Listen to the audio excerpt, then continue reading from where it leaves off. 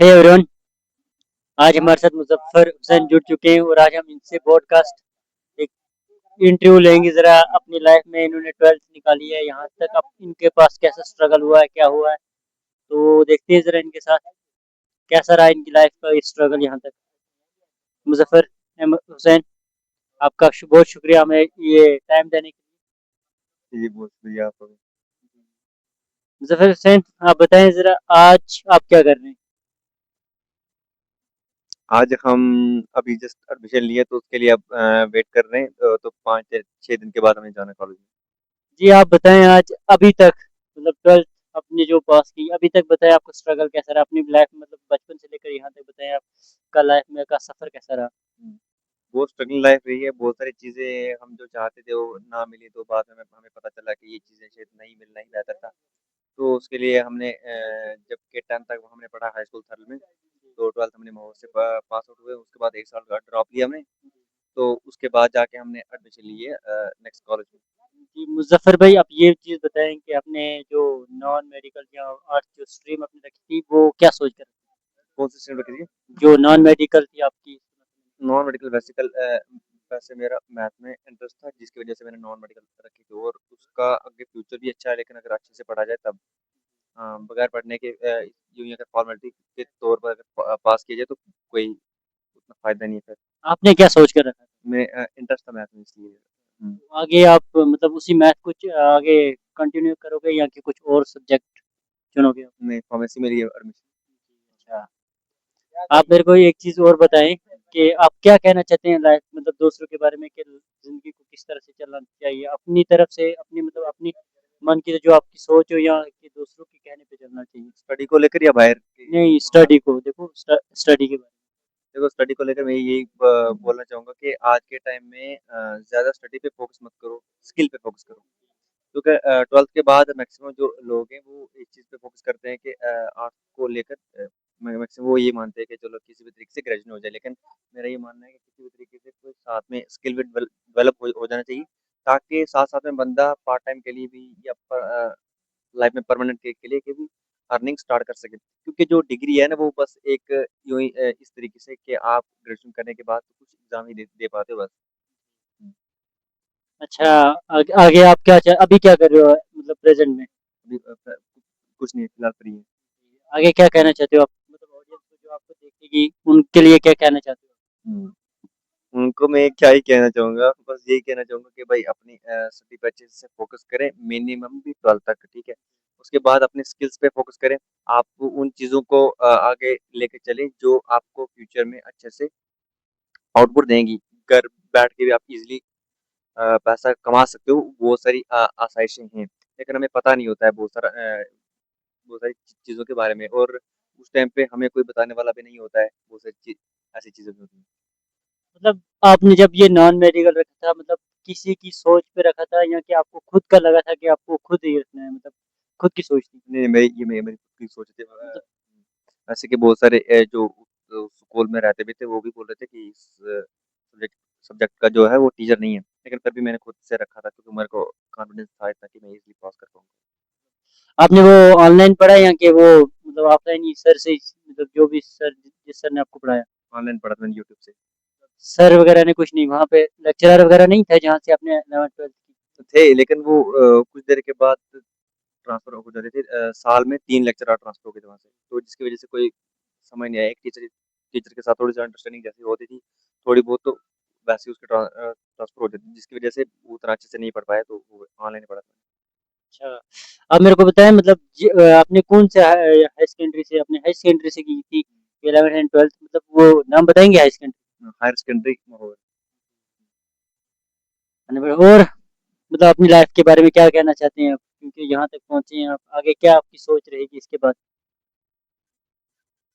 आगे किस चीज़ को लेकर? मतलब आप मेरे को एक चीज़ बताएँ, अभी के टाइम में आप देखेंगे कि अभी इंडिया में यहाँ पर हर जगह ऐसा ही चल रहा है कि गवर्नमेंट जॉब एक होना ज़रूरी है। क्या वो गवर्नमेंट जॉब होना ज़रूरी है, मतलब क्या लगता है? देखो वहाँ पे 2 चीज़ें आती हैं, एक तो है फिक्स माइंडसेट, एक होता है ग्रोथ माइंडसेट, ठीक है? फिक्स माइंडसेट होता है वो कि जो पर्सन किसी एक चीज़ को लेकर फिक्स लेके चले। वो ऐसा मानता है कि चलो कुछ ना हो तो एक गवर्नमेंट जॉब कुछ मिल जाए थोड़ा बहुत, जिससे हमारा ज़िंदगी का गुज़ारा चल सके, लेकिन वो उन्हीं चीज़ों को लेके चलते हैं। अगर वो ऐसा चीज़ सोच कर चले कि कुछ बड़ा लो ले लेके जिस तरीके से वो एक कहावत है ना कि आसमान से टपका और खजूर पे अटका। जब हम सोचेंगे कि गवर्नमेंट जॉब का तो उससे कम पे मिल सकती है और ना नहीं भी मिल सकती है। तो एक गवर्नमेंट जॉब एक हर इंसान का कोई मिशन नहीं है। मतलब आपको क्या लगता है मतलब यहाँ पर गवर्नमेंट जॉब वाला अपने सपने को पूरा करता है या सिर्फ़ वो अपनी ज़रूरत को पूरा करता है? ज ज़रूरत पूरी गवर्नमेंट जॉब कोई भी हो, कितनी बड़ी ले लो कोई, उससे कभी सपने पूरे नहीं होते, नहीं हो सकते, गारंटी। मतलब अगर आपको सपने पूरे करने हैं लाइफ़ में, तो वो उसके लिए क्या करना चाहिए? मतलब आपको उसके लिए क्या क्या उसके लिए देखो आपको सिंपली बिज़नेस स्टार्ट करना पड़ेगा कहीं न कहीं। बिज़नेस भी हो सकता है, बिज़नेस के अलावा और भी बहुत सारी चीज़ें होती हैं, जिसके थ्रू आप अपने ड्रीम्स भी पूरे पूरे कर सकते हो, सपने। और एक मतलब यहाँ पर आप देखिए कोई भी आप नई चीज़ करते हैं मतलब कुछ भी, तो आपको वो क्रिटिसिज़्म किया जाता है मतलब ये ऐसा कर रहा है मतलब ये फादर इसका ऐसा है मतलब अब वो ऐसा लड़का ऐसे कर रहा है। मतलब आपको क्या लगता है चाहिए उन लोगों की बातें सुननी चाहिए? अभी आप मतलब कोई देखेंगे कोई ब्लॉगर बन रहा है, कोई इन्फ्लुएंसर कोई भी बन रहा है। तो क्या लगता है उन मतलब क्रिटिसिज़्म करने वाले लोगों की सुननी चाहिए हमें कि नहीं ऐसा ये फादर आपका फार्मर है या कुछ भी है तो आपको नहीं कि वैसा करना चाहिए। मतलब क्या कहना चाहते हो उसके बारे नहीं, ऐसा कुछ नहीं होता सर, अपने मन की सुनो। आपको जैसे हम अगर खुद के लिए कोई काम स्टार्ट करते हैं, तो हमें उसके बारे में हम ही जानते हैं। हम ही खुद ही जानते हैं कि अब उस काम को हम कब तक और किस टाइम तक हम कर कर सकते हैं। कोई दूसरा उस हर एक पर्सन आपके काम को देखता है, अलग-अलग नज़रिए से देखता है। अगर आज आप जिस तरीके से व्लॉगिंग बनाते हो, इंटरव्यू भी लेते हो, तो वो अच्छा काम है। तो आप अपना काम कंटिन्यू रख रहे हो। अगर मैं आपको देख के दूसरे बोलूँ यार ऐसे फालतू का बेकार काम लगा है, तो मेरा नज़रिया आपके काम को लेकर अलग होगा, वो आपका नज़रिया आपके काम को लेकर अलग होगा। तो इस तरीके से आपको अपने काम के बारे में जितनी नॉलेज है, इतना दूसरे के बारे में दूसरे को अपने आपके काम के बारे में नॉलेज नहीं है। तो इसलिए आप अपनी सुनो, दूसरों की मत सुनो। क्या लगता है मतलब कोई मतलब कोई भी बॉयज़ या कोई भी गर्ल्स जो होती है वो मतलब एक एम्बिशन बना लेते हैं इन्फ्लुएंसर या सोशल मीडिया को। क्या लगता है कि एम्बिशन बनाना ज़रूरी है या क्या सिर्फ़ क्या only part time job? Social media part time के लिए मतलब कुछ लोग होते हैं कि जो फुल टाइम करियर बना लेते हैं सोशल मीडिया को या तो कुछ होते हैं कि पार्ट टाइम जॉब। क्या लगता है मतलब फुल टाइम जो करियर है इसको बना सकते हैं सोशल हाँ, मीडिया? बिल्कुल मेरा मेरा ये मानना है कि भाई अगर थोड़ा-सा भी इंटरेस्ट है सोशल मीडिया में, तो बाकी सब चीज़ों को छोड़ो, इसमें आ जाओ।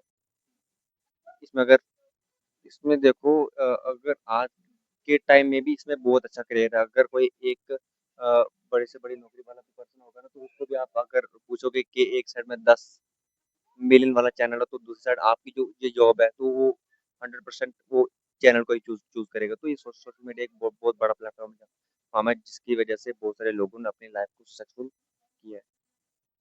मतलब अभी हम आपको एक सवाल पूछेंगे।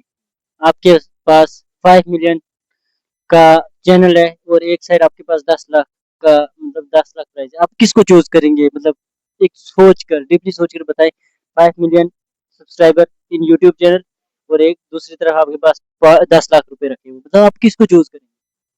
10 लाख सिर्फ़ 10 लाख रुपए में ऑब्वियसली मैं चैनल चैनल को चूज़ करूँगा। ऐसा क्या सोच कर आप चैनल को मतलब वो चूज़ करोगे? भाई वो 10 लाख तो सिर्फ़ एक शॉर्ट्स की वजह से आ जाएँगे। अच्छा मतलब ऐसा है लगता है आपको कि शॉर्ट में 10 लाख आ सकते हैं। तो आप क्या कहना चाहते हैं? बहुत शुक्रिया आपको हमें टाइम देने के लिए। आप क्या कहना चाहते हैं ऑडियंस को कैसा लगा आपको आपको हमारे साथ मिलकर? क्या कहना चाहते हैं उसके बारे में? बहुत अच्छा लगा, बहुत अच्छा काम है इनको, आप इनको सपोर्ट कीजिएगा और जिस तरीके से मेरा इंटरव्यू इंटरव्यू लिया है, तो बहुत अच्छा लगा। आप भी इनको सपोर्ट कीजिएगा, लाइक कीजिएगा और इसी तरीके से आप भी अपनी लाइफ में अपने तरीके से ग्रो कीजिएगा, लोगों की मत सुनिएगा, अपने काम को अपने तरीके से देखिए क्योंकि आपके काम को जो नज़रिया है आपको देखने का, उस तरीके से लोगों का नज़रिया नहीं है, वो हर एक पर्सन का अलग-अलग नज़रिया होता सकता है। कभी भी किसी की मत सुनिए, अपना काम करिए। एक बार आप कह सकते हैं मेरे चैनल को फ़ॉलो करें जो मेरा नाम है मतलब मलिक इश्तियाक को फ़ॉलो करें, कह सकते हैं आप क्या मतलब? बिल्कुल, मलिक इश्तियाक के चैनल को फॉलो कीजिएगा और सपोर्ट कीजिएगा इनकी। आइए धन्यवाद। दोस्तों मिलते हैं आपको दूसरे इंटरव्यू में। आप ये थे हमारे मतलब मुज़फ़्फ़र सर जिन्होंने अपनी लाइफ़ के बारे में ऐसा-ऐसा बताया और जो भी सोशल मीडिया पे आया है, तो टाइम लगता है किसी में भी चीज़ में भी टाइम लगता है। वो आप कह सकते हैं मतलब टाइम लगता है हर चीज़ को एक ना कोई टाइम। कोई भी चीज़ हो ऐसा कभी नहीं होता है कि उसमें शॉर्टकट 1 या 2 दिन या 5-10 दिन में एकदम सक्सेसफुल हो गए। हाँ, किसी-किसी का लक हो सकता है वो 1 मंथ में भी एकदम से नीचे से पूरा टॉप लेवल पे पहुँच जाता है। लेकिन उस चीज़ को देखकर कभी भी ये चीज़ अपने अंदर मत लाइएगा, ये यार देखो वो कितनी जल्दी में ग्रो हो गया और मैं रह गई ऐसी चीज़। जो जिसको जितना टाइम लगेगा तो फिर वो उतनी ज़्यादा देर टिकेगा भी। अच्छी बात, बहुत अच्छा कहा इन्होंने और बहुत मतलब खुश हुआ मैं इनसे मिलकर जो इन्होंने बातें की है। और ऐसा नहीं है कि हर दिन 10 दिन 15 दिन 1 साल, कहीं तो 1 साल छोड़ के 10 साल भी लगते हैं आपको अपनी सक्सेसफुल लाइफ में। देखो जब आप 11th पढ़ते हो 10th पढ़ते हो तब वो अलग जॉब करते हो लेकिन आपको मतलब जॉब के लिए अलग से पढ़ना पड़ता है। 10 साल 12 साल अलग से लगा रहे हो उसके बाद आपको 5-6 साल अलग से लगाने पड़ते हैं तब जाकर 20 साल के बाद आप एक सक्सेसफुल पर्सन बनते हो। आपको कोई जॉब मिलती है 50 या 60 हज़ार की। आइए मिलते हैं आपको दूसरे दूसरे पॉडकास्ट में दूसरे बंदे के साथ। लेकिन ये थे हमारे मुजफ्फर साहब। इसी के साथ शुक्रिया, धन्यवाद।